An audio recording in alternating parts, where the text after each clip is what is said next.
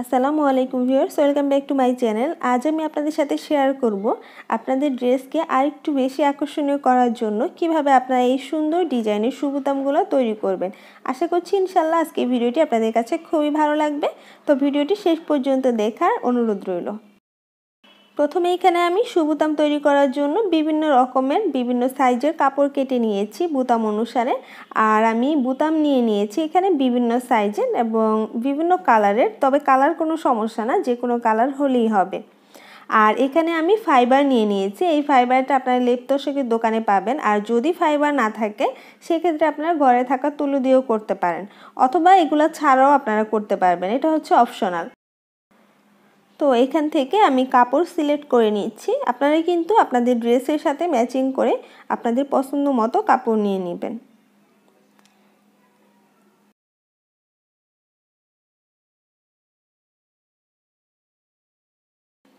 তো দুই কালার শুঁ বোতাম তৈরি করার জন্য আমি এখান থেকে কাপড় নিয়েছি। এখানে হচ্ছে 2 পার্ট করে 4 পার্ট কাপড় আছে।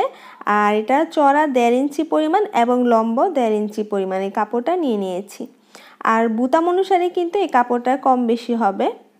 এরপর 2 পার্ট থেকে 2টা কাপড় আমি এখানে নিয়ে এখন সেলাই করে নিচ্ছি। যে কোনো একটা মাথা সেলাই করে নিলেই হবে। একইভাবে আমি আরও 2 পার্ট সেলাই করে নিচ্ছি।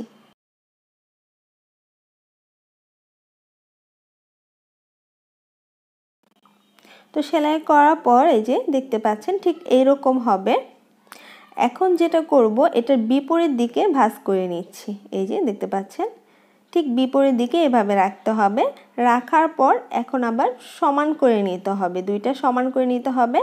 আর মাঝখানে যে সেলাইটা সেটাও যাতে সমান থাকে, এটা একটু খেয়াল রাখলেই হবে, তাহলে ফিনিশিংটা ভালো আসবে। এরপর আমি সেলাই করে নিচ্ছি। এই যে দেখতে পাচ্ছেন ঠিক এইরকম কিন্তু হবে সেলাইয়ের পরে।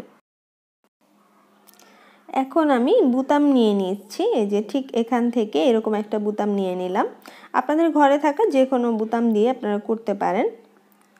এরপর আমি এখন এই যে ফাইবার নিয়ে নিচ্ছি। ফাইবারটা হচ্ছে বোতামের উল্টো সাইডে লাগাতে হবে, ঠিক এইভাবে করে উল্টো দিকে ভালোভাবে করে এভাবে লাগিয়ে নিতে হবে। আর ফাইবারটা লাগানোর কারণটাই হচ্ছে আপনাদের বোতামটা দেখতে কিন্তু সুন্দর লাগে, একদম ফুলে ফুলে থাকে, দেখতে ভালো লাগে। তো আমি বোতামটা উল্টো সাইডে যেহেতু ফাইবার দিয়েছি, ভেতর দিক থেকে দিয়ে এখন আমি কাপড়টাকে ঠিক এভাবে করে পেঁচিয়ে নিয়েছি। ভালোভাবে কাপড়টাকে ধরে নেওয়ার পর এখন এটাতে আমি সুই সুতা দিয়ে ঠিক এইভাবে করে আটকে নিব। প্রথমে ঘুরিয়ে ঘুরিয়ে টাইট করে প্রথমে এটাকে আটকে নিতে হবে। ভালোভাবে আটকে নেওয়ার পর এরপর ভেতর দিকে আবার সুই দিয়ে আবার সেলাই করে নিচ্ছি।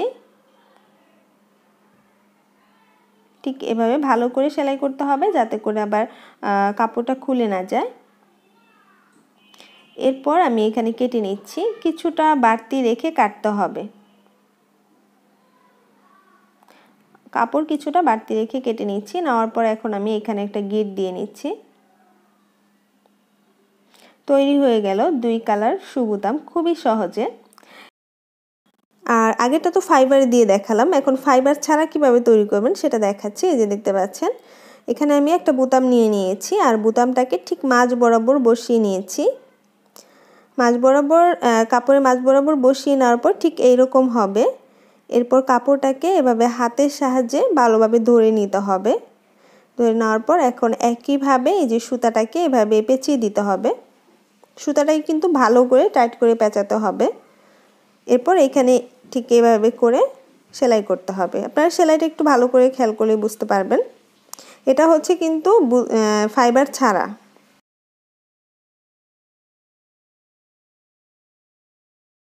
এরপর 1 কালার শুঁ বোতাম কীভাবে তৈরি করবেন সেটা শেয়ার করছি। তো যে কোনো একটা কাপড় নিয়ে বোতামটাকে এভাবে উল্টো দিকে দিয়ে আপনারা সুতা পেঁচিয়ে একই নিয়মে সেলাই করতে পারেন। আর এটাতে ফাইবারের প্রয়োজন হবে না। যদি এখানে বোতামটা দেখার চান্স থাকে সেক্ষেত্রে ডাবল করে কাপড়টা নিলেই হবে। তো আমি এখানে আবারও আরেকটা বোতামের এখানে ফাইবার ইউজ করছি, দেখতে পাচ্ছেন। এরপর ভেতর দিকে এভাবে দিয়ে এখন আমি এইটাকে পেঁচিয়ে নিচ্ছি।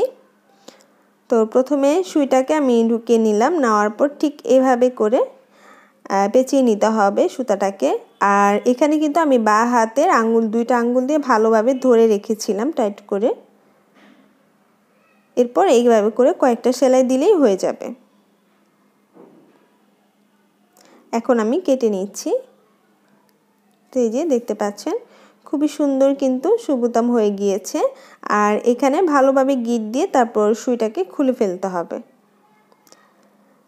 তো এই তো তৈরি হয়ে গেল। আমি একইভাবে কিন্তু অনেকগুলো এখানে তৈরি করে নিয়েছি। আশা করছি ইনশাআল্লাহ আজকের ভিডিওটি আপনাদের কাছে ভালো লেগেছে। যদি ভালো লাগে তাহলে অবশ্যই লাইক, কমেন্ট এবং শেয়ার করতে ভুলবেন না আপনার বন্ধুদের মাঝে। আর অবশ্যই আমার চ্যানেলটি সাবস্ক্রাইব করে রাখবেন। তো আজকে এই পর্যন্তই, আবারও হাজির হয়ে যাব নতুন কোনো টিউটোরিয়ালে। সে পর্যন্ত অনেক অনেক ভালো থাকবেন। আল্লাহ হাফেজ।